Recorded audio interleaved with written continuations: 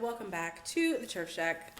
Welcome to episode 83 of Color and Emotion. So, I mentioned that I'm going to share a book called Apostles and Prophets that I read, but I'm going to do that one next. So, really for real this time. It's been postponed twice now, I think, but I'm really going to do it next. But first, I wanted to share a couple of other books that I have read in the past few years that have encouraged and inspired me and shaped how I think about my life and the process that the Lord has had me in recognizing the artistic aspects of my assignment in life.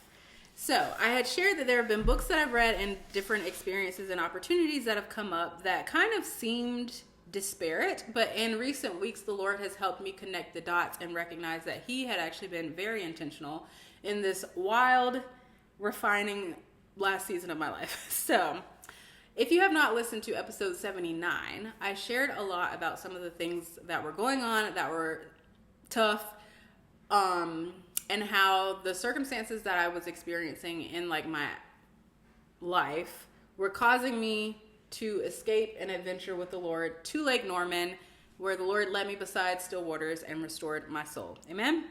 And I fell in love with Lake Norman, and I really wanted to move there, but that is not what ended up happening. But while I was in that season, I started to get an appreciation for the fact that me taking these really long day trips and always seeming to find somewhere else to be besides like where I was not as dysfunctional as I was becoming concerned that it was. Because it's like, I didn't want to be the kind of person that like can't, because it's ironic. It's like I've always only ever wanted roots.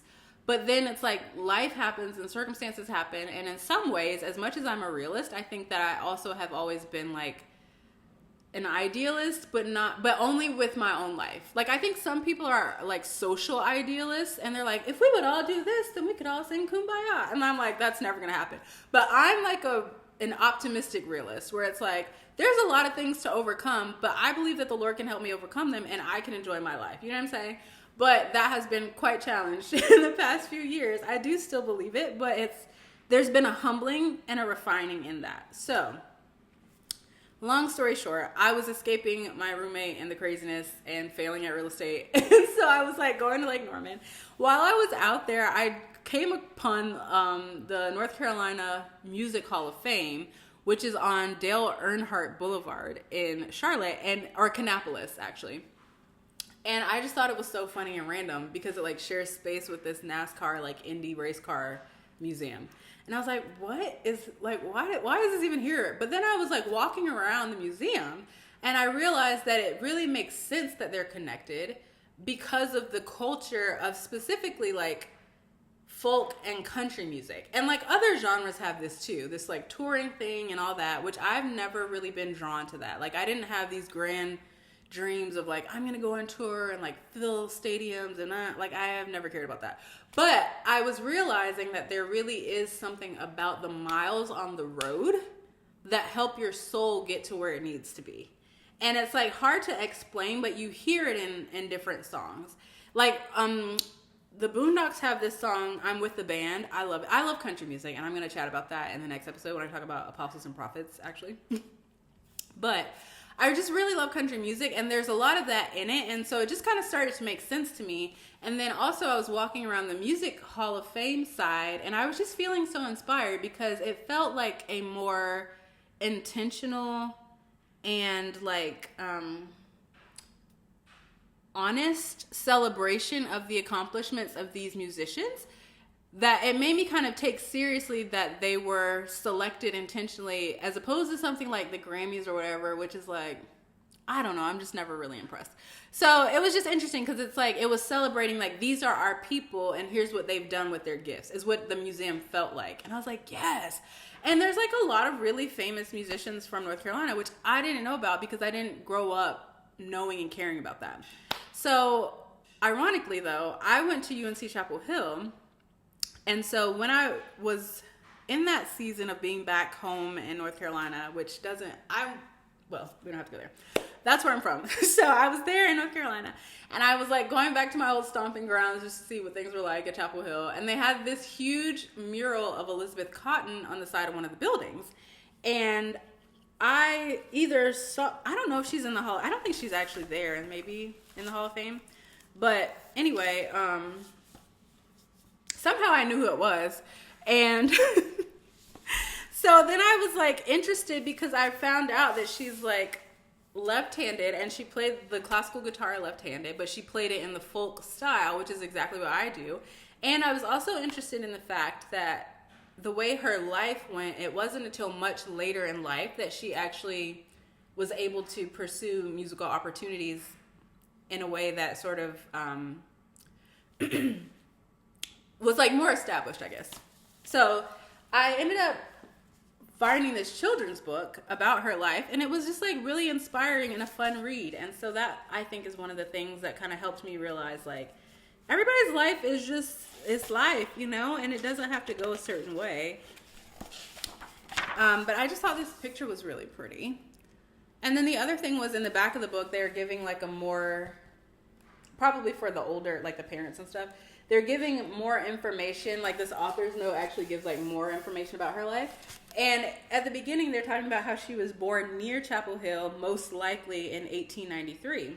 And it says, it was common for poor people living in rural communities at this time to not know their exact date of birth. And to me, that was so deep because, as I've shared before, how much time have I spent pressed about the timing of my life and about my age? And it's like, it really is not that serious. Some people don't even know when they were born. You know what I'm saying? So the fact that we are born at all, like I have shared recently, is such a beautiful gift. So this is one of the books that inspired and encouraged me recently. And why I bought it was because I was already on a children's book sort of kick. Because I found this, I don't even know, I don't even know like where I found this, but I did. I used to live by a mall, so maybe I was just like traipsing around Barnes & Noble, who knows. But I'm going to read the inside. So this is Trying. It was written by Kobi Yamada and illustrated by Elise Hurst. And it says, this is a story for anyone who has ever felt like a beginner or had doubts or worried they weren't good enough. It's a story for those who have experienced the pain of trying something new and not having it turn out as they had hoped. So in many ways, it is a story for every one of us because at some point in our lives, we will all fail.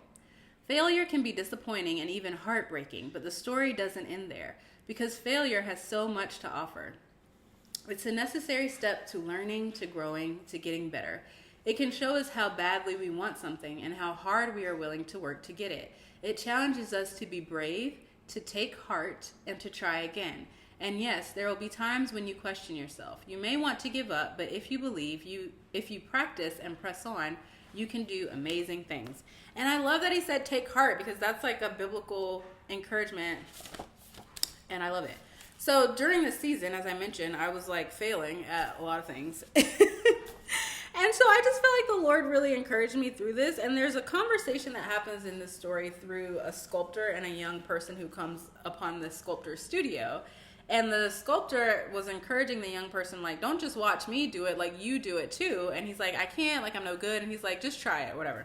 So then the boy tries, and he's, like, frustrated. And it says, I stormed up to the sculptor. See, I told you I wasn't any good, and this proves it. Are you happy now? Yes, he replied, I'm happy. It's good to see you sculpting. But it's terrible. I don't even know what I'm making anymore. You're making progress, he explained. I see talents emerging. I see risks being taken. I see courage. I see caring. I see perseverance. Yes, I see much progress indeed, and I hope you will keep trying. Amen. So I just wanted to share those because I think that they needed to be included in books I've read recently as the Lord has been processing me into an artist. So I hope that you guys will keep going in your personal journey. If you want to leave a comment below, let me know what are some of the things that the Lord has been teaching and showing you in your life, in your walk with him, either about yourself, your assignment, or him, or the world. All right, I'll be back to chat to you soon. Okay, bye.